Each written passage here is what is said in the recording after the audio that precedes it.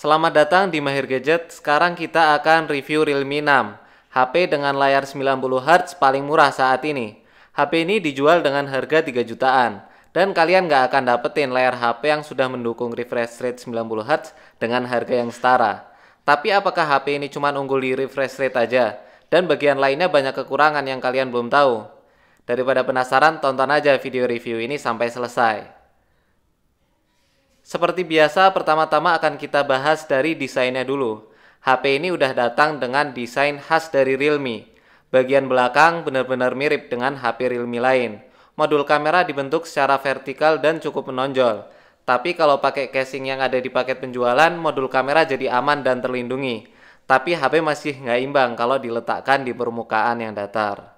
Material yang digunakan di backdoor dan frame terbuat dari plastik. Bagian depannya adalah Corning Gorilla Glass 3. Transisi dari backdoor dan frame terasa mulus, walaupun ada sedikit perbedaan permukaan, yang mana tidak begitu terasa dan nggak mengganggu kenyamanan grip. Sedangkan bagian depan terasa kurang mulus, karena bentuk lengkungan pada bezel layar yang kurang halus. HP ini memiliki bobot 191 gram, yang mana terbilang standar untuk ukuran HP seperti ini. Walaupun HP ini belum anti air, tapi HP ini memiliki ketahanan dari cipratan air. Lebih baik daripada nggak ada sama sekali. Tombol power pada HP ini dimanfaatkan menjadi fingerprint sensor, yang mana super cepat dan akurat. Walaupun ukurannya agak kecil, sensor fingerprint ini masih berjalan baik walaupun posisi jempol yang berubah-ubah posisinya. Dan saya lebih suka dengan posisi fingerprint ini daripada fingerprint yang ada di bodi belakang. Karena menurut Ane, fingerprint di belakang itu agak mengurangi keindahan dari desain HP. Lebih bagus lagi kalau fingerprint ada di bawah layar, tapi kemungkinannya kecil karena HP ini pakai layar IPS LCD. Tipe layar ini terlalu tebal untuk pemasangan sensor fingerprint. Walaupun sekarang sudah memungkinkan pemasangan fingerprint di bawah layar IPS LCD. Nggak seperti dulu yang mana nggak bisa dipasang kecuali pada layar AMOLED. Tapi ya udahlah, karena HP ini HP murah kok, mau minta banyak. Lagian kalau HP ini pakai layar AMOLED harganya pasti lebih mahal dari harga sekarang. Layar pada HP ini berukuran 6,5 inch IPS LCD dengan resolusi Full HD+. Tidak seperti Realme Non Pro sebelumnya yang masih HD+. Karena HP ini lebih cocok dibilang seri lanjutan dari Realme 5 Pro. Sedangkan Realme 6 Pro adalah level baru yang lebih premium dari seri sebelumnya. Tapi resolusi Full HD+ memang sudah sering kita lihat di harga ini. Yang jarang kita lihat pada HP dengan harga yang setara adalah refresh rate yang sudah 90Hz. Perbedaan dari 60Hz biasa memang terasa banget. Dari awal unboxing HP ini saya langsung menyadari kalau layarnya memang terasa lebih smooth dari layar 60Hz. Dengan kombinasi dari layar 90Hz dan prosesor yang kenceng, HP ini adalah HP paling smooth yang bisa kalian beli di harga 3 jutaan. Ketajaman layarnya sudah baik dan cukup banget, dengan kerapatan 405 pixel per inch. Jadi kalian nggak bisa lihat individu pixel tanpa alat bantu. Yang menurut saya kurang dari layar HP ini adalah kontras yang kurang baik, sehingga warna hitam terlihat tidak begitu pekat.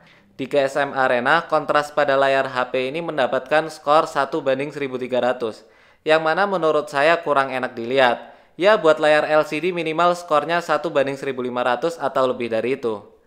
Di pengaturan layar tersedia dark mode, reading mode, dan pengubahan temperatur layar, tapi sayangnya nggak ada pengaturan selain itu.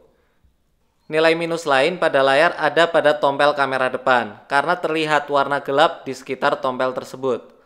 Untuk kualitas speakernya terbilang standar, suaranya agak pecah pada volume maksimal. Dan karena masih mono speaker, maka speaker ini akan gampang untuk terhalang tangan kita. Untuk performanya, HP ini dibekali chipset MediaTek Helio G90T yang difokuskan untuk gaming, dan hasilnya tidak mengecewakan. Untuk game berat seperti PUBG, HP ini sudah mumpuni banget dan bisa menjalankan grafik smooth dengan frame rate ekstrim. Jika kita ubah ke grafik HDR, maka frame rate mentok di Ultra. Gameplay juga nyaman dan stabil walaupun kadang-kadang saya merasakan adanya frame drop. Suhu HP juga masih terjaga walaupun main game dalam waktu yang lama. Jadi MediaTek bisa dikatakan berhasil karena sudah membuat chipset yang kencang tapi tidak overheat, seperti MediaTek yang dulu. Saya cek menggunakan CPU throttling untuk mengecek ini, dan hasilnya terbilang cukup baik. Ketika dicoba di suhu ruangan yang panas, kemampuan prosesornya menurun hingga 78%. Selanjutnya saya tes di ruangan yang ber-AC dan hasilnya lebih baik, kemampuan prosesor menurun menjadi 88%. Efisiensi dayanya juga terbilang baik, untuk main game PUBG dalam waktu 2 jam penuh berkurang sekitar 36%. Jadi kalau dipakai buat full PUBG bisa dapetin waktu sekitar 5 jam lebih dikit. Paling kerennya sih harga chipset ini murah, yang berimbas mengurangi harga jual HP. Jadi HP dengan harga 3 jutaan kita sudah dapat performa setinggi ini. Dan menurut saya ini sih keren banget. Dengan chipset Helio G90T, HP ini dapat skor 2500 pada 3D Mark. Dan pada Geekbench mendapatkan single core 530, multicore 1600. Sekarang kita bahas kameranya. HP ini dibekali dengan 4 kamera. Kamera utamanya 64 megapiksel dengan bukaan f1.8. Kamera ultrawide 8 megapiksel, sedangkan depth sensor dan makro beresolusi 2 megapiksel. Saya udah update HP ini ke software paling baru pada saat video ini dibuat. Dan setelah update ada beberapa peningkatan pada kamera Realme 6. Yang pertama adalah perekaman video dari kamera ultrawide sekarang memiliki electronic image stabilizer. Jadi hasil video tidak getar seperti pada firmware sebelumnya. Yang kedua adalah perbaikan pada autofocus yang lambat dan sering miss. Sekarang autofokusnya sudah membaik pada kondisi terang, sedangkan pada kondisi low light masih agak bermasalah. Dan yang ketiga adalah shutter speed yang bisa diatur sampai 32 detik, meningkat 2 kali lipat dari sebelumnya yang hanya 16 detik.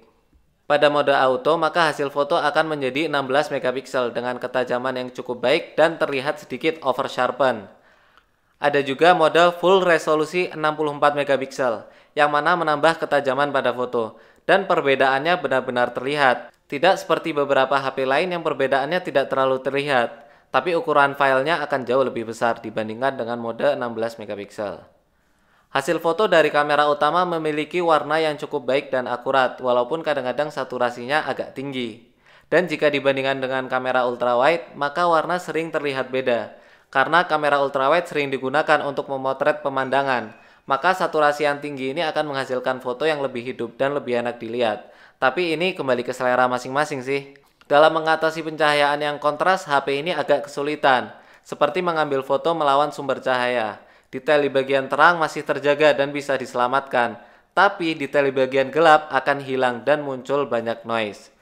Begitu juga pada foto ini, bisa kita lihat bahwa sebagian dari bunga tidak terekspos dengan baik, sehingga detail dan tekstur dari bunga hilang. Dynamic range akan membaik jika kita aktifkan mode malam pada kamera. Detail di bagian terang akan lebih terlihat daripada mode auto, seperti pada sampel ini. Pada mode auto, detail di bagian terang overexpose dibandingkan mode malam yang mana cahaya lampu terlihat lebih baik pada mode malam. Tapi yang perlu diingat, mode malam akan memberi peningkatan dynamic range jika kita mengambil foto di indoor atau kondisi low light. Karena mengaktifkan mode malam saat kondisi yang terang, hasil foto tidak akan berbeda jauh. Sensor yang digunakan pada HP ini adalah buatan Samsung dan sama seperti yang digunakan pada Galaxy A71. Yang artinya ukuran sensor yang terbilang besar. Jadi kita bisa menghasilkan foto dengan background yang lebih blur kalau kita mengambil foto dari jarak yang lumayan dekat. Untuk kamera ultrawide-nya memiliki detail yang kurang karena hanya sebatas 8 megapiksel. Tapi kelebihannya adalah hasil foto yang lebar dan distorsi yang minim. Pada kondisi low light maka saya sarankan untuk menggunakan kamera utama saja. Karena ukuran sensor pada kamera ultrawide yang kecil serta bukaan yang sempit f2.3, otomatis hasil foto jadi gelap dan banyak noise. Mengaktifkan mode malam pada kamera ultrawide ternyata tidak membantu banyak. Di beberapa foto kamera utama juga muncul banyak noise, tapi nggak separah dari kamera ultrawide. Mode malamnya juga tidak membantu, malahan noise jadi bertambah banyak. Silahkan kalian lihat-lihat sampel foto dari HP ini.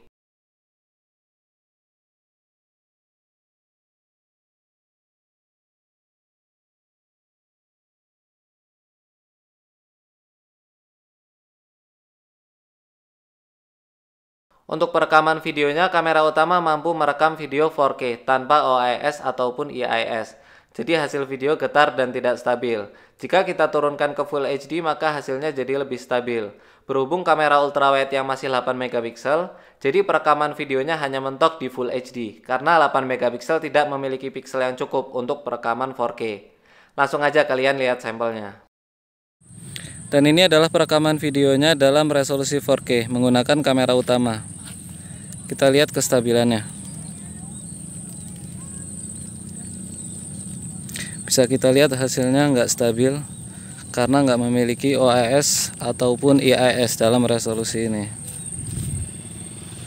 Oke, coba kita ubah ke resolusi Full HD.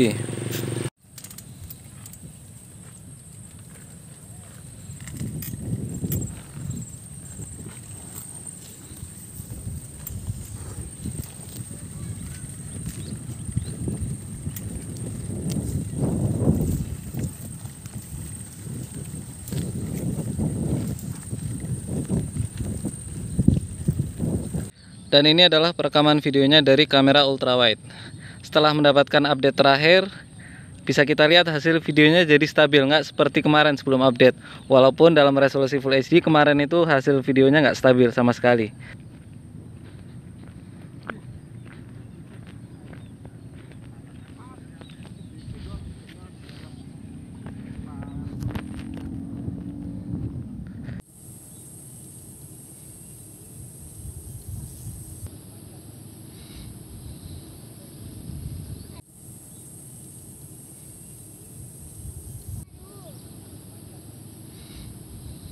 Ada beberapa kekurangan yang saya rasakan pada aplikasi kamera di HP ini.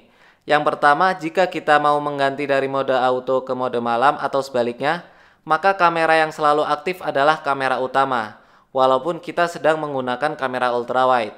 Yang kedua adalah perekaman video yang kembali ke resolusi Full HD, walaupun sudah kita ubah ke 4K. Ini terjadi setelah kita mengakses kamera ultrawide dalam mode video. Semoga hal kecil seperti ini juga jadi perhatian bagi pengembang Realme dan segera diperbaiki. Sekarang kita bahas ketahanan baterainya, yang menurut saya adalah nilai positif lain pada HP ini, karena ketahanannya yang lama. Untuk penggunaan sosmed dan beberapa kali main game berat seperti PUBG, bisa dapetin SOT sampai 7 jam dan masih tersisa 20% lebih. Dan jika hanya digunakan untuk sosmed, bisa bertahan hingga 9 jam lebih. Positifnya lagi adalah pengisian daya yang cepat banget. Hanya butuh waktu 50 menit untuk mengisi daya dari 0 sampai 100%. So, untuk masalah baterai, HP ini akan memuaskan mayoritas penggunanya. Tapi ada sebagian orang masih merasa tanggung dengan kapasitas baterai pada HP ini, yang masih berkapasitas 4300 mAh. Karena pada HP Realme yang lebih murah saja, ukuran baterainya sudah 5000 mAh, dengan ukuran dan bobot bodi yang mirip. Jadi itu aja guys review Realme 6 versi Mahir Gadget. Jadi apakah HP ini layak kalian beli? Menurut saya layak, mengingat harga yang terjangkau dan fitur-fitur pada HP ini lumayan banyak. Pertama, layar yang sudah mendukung refresh rate 90Hz, yang mana tidak akan bisa kalian dapetin di HP lain dengan harga yang setara. Terus performa yang kencang. Tidak bisa dipungkiri chipset MediaTek Helio G90T merupakan salah satu chipset terbaik yang tersedia pada HP mid-range. Kelebihan yang lain adalah baterai yang tahan lama dan pengisian daya yang cepat. Sedangkan kekurangan-kekurangan yang ada pada HP ini menurut saya masih dalam kategori wajar. Dan menurut saya, HP-HP dengan nilai terbaik ada di range harga 2-3 jutaan. Maksud nilai di sini adalah kualitas HP dibanding harganya. Dengan harga yang masih terjangkau, Anda mendapatkan HP dengan fitur yang sangat baik dan fungsi yang hampir sama dengan HP yang dijual lebih mahal. Tidak seperti beberapa tahun yang lalu, yang mana HP mid-range banyak memiliki kekurangan dibandingkan dengan kelas flagship. Seperti performa yang lemot, jadi game berat hanya bisa dimainkan di HP kelas flagship. Beda dengan sekarang, kualitas hasil foto dari mid-range dulu juga abal-abal, sedangkan hasil foto dari mid-range sekarang semakin dekat dengan hasil foto dari HP flagship, walaupun perbedaan masih terlihat. Dan banyak hal lainnya dari kualitas layar, desain, dan lain-lain. Inti yang mau saya sampaikan adalah kualitas dari HP mid-range yang selalu meningkat dan membaik dari waktu ke waktu. Jadi sampai di sini aja review kali ini. Terima kasih telah menonton videonya. Like videonya jika kalian suka dan jangan lupa untuk subscribe. See you guys next time.